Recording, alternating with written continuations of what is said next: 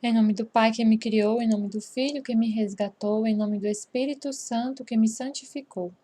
Divina vontade reina na minha vontade.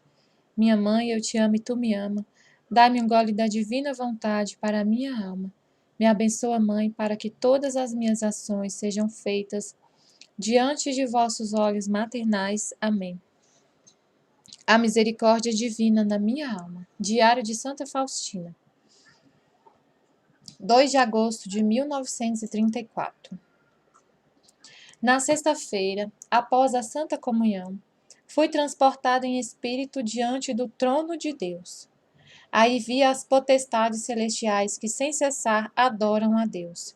Ao fundo do trono vi uma luz inacessível e as criaturas onde entra apenas o Verbo encarnado. Vi uma luz inacessível às criaturas, onde entra apenas o Verbo encarnado, como mediador. Quando Jesus entrou naquela claridade, ouvi estas palavras: Escreve logo o que estás ouvindo. Sou o Senhor pela minha essência, e não conheço ordens nem necessidades. Se chamo as criaturas à existência, é pelo abismo da minha misericórdia.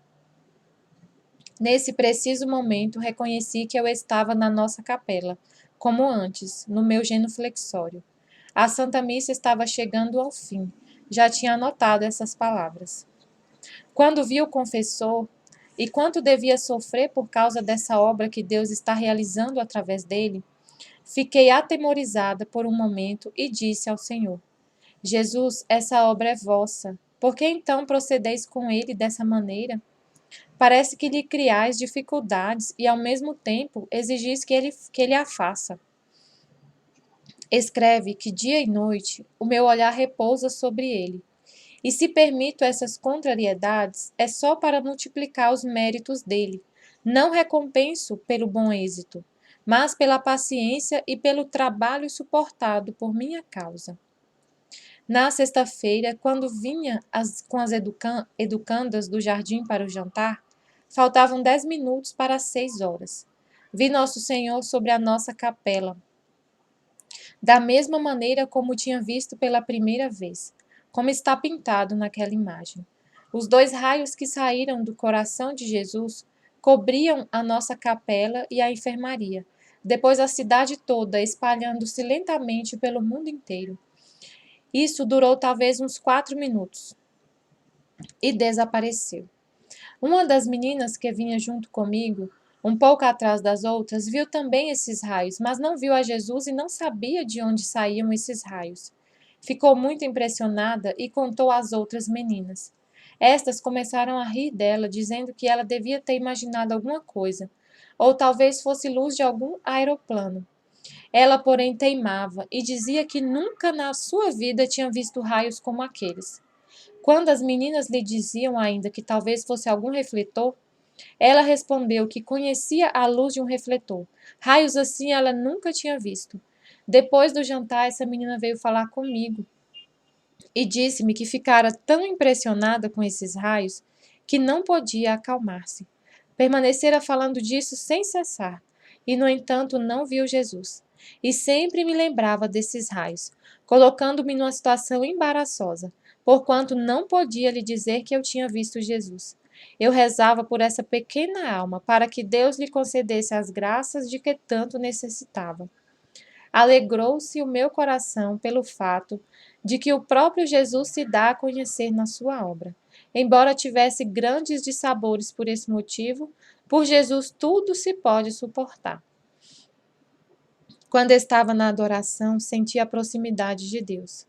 Pouco depois vi Jesus e Maria. Essa visão encheu de alegria minha alma e perguntei ao Senhor: Jesus, qual é a vossa vontade sobre o assunto que o confessor me mandou perguntar? Jesus me respondeu: É da minha vontade que ele permaneça aqui e que não se dispense por sua própria iniciativa. Eu perguntei a Jesus se poderia ficar com esta inscrição: Cristo, Rei de Misericórdia. Jesus me respondeu: Sou o Rei de Misericórdia, mas não disse Cristo. Desejo que no primeiro domingo depois da Páscoa a imagem seja exposta publicamente. Esse domingo é a festa da misericórdia. Pelo Verbo encarnado, dou a conhecer o abismo da minha misericórdia. Por admirável desígnio, tudo aconteceu como o Senhor havia exigido. A primeira honra que a imagem recebeu das multidões foi no primeiro domingo depois da Páscoa. Durante 3 dias, ela ficou exposta publicamente e recebeu a honra dos fiéis, pois estava colocada em ostra brama, na parte alta da janela, e por isso podia ser vista de muito longe. Em ostra brama era comemorado solenemente, por esses 3 dias, o encerramento do jubileu da redenção do mundo, os 1900 anos da paixão do Senhor.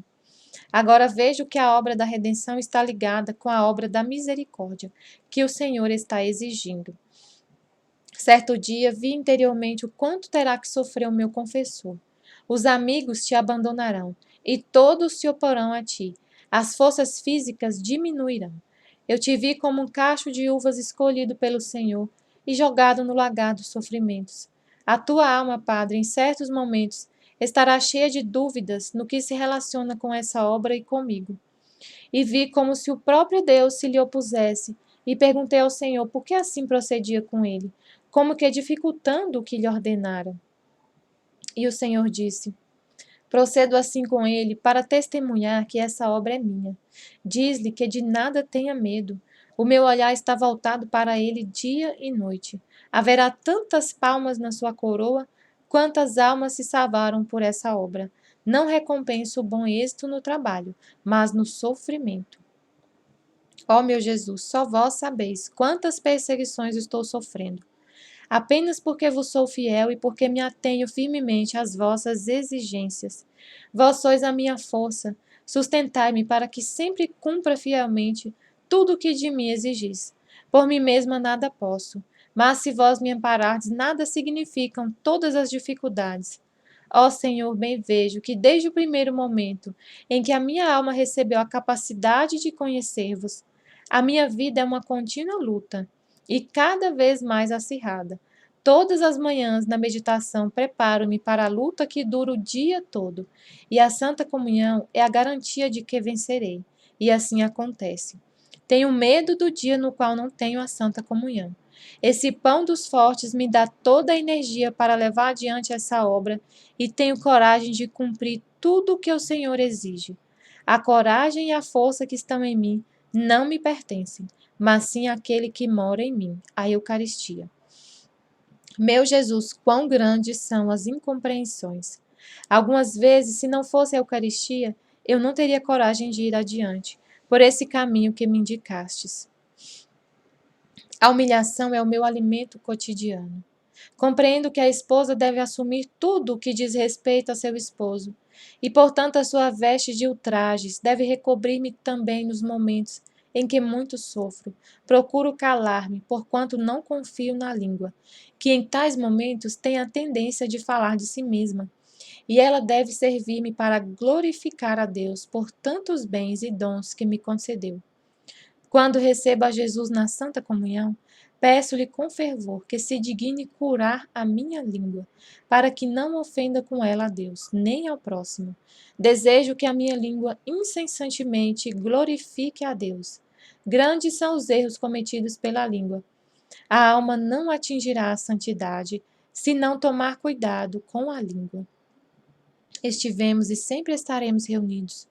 Em nome do Pai, do Filho e do Espírito Santo. Amém.